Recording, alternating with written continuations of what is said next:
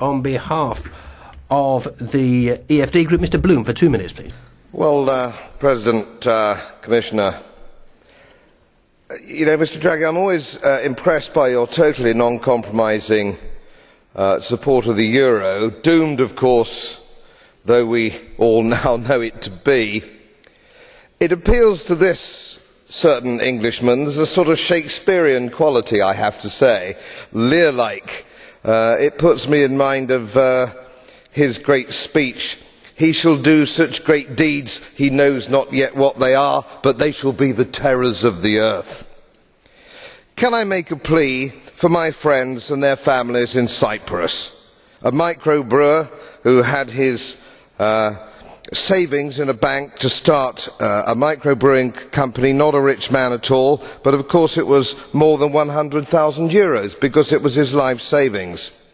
A retired British Army officer whose life savings have all but now disappeared in the Great Cypriot bank heist. Of course the big boys got their money out early, didn't they?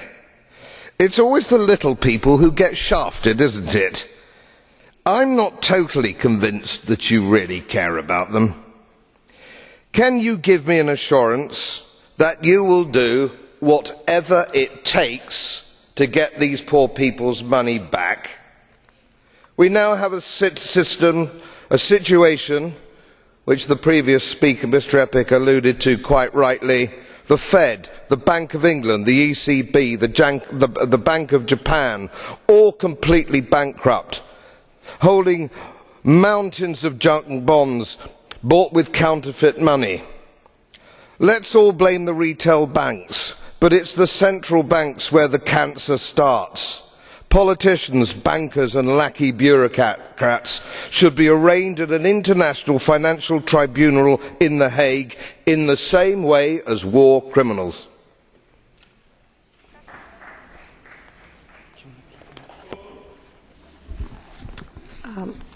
Okay. Do you accept the blue card? There is a blue card for you. Mr. Bloom, yes, do you accept? Please. Yes, please. Mr. Goebbels. Madame la Présidente.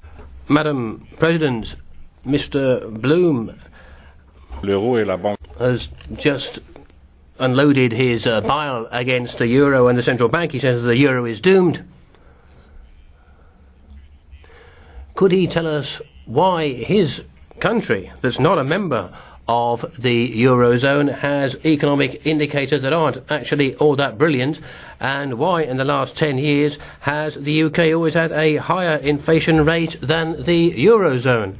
Is the EC bank jet policy actually as bad as he seems to think? Let me assure you that United Kingdom politicians and central bankers are no less stupid than the people out here or the people in Washington. Believe me, they disgust me just as much. They have absolutely no idea, and they are bankrupting the United Kingdom just the same way as this organisation is bankrupting Western Europe. Yes, I take your point very well.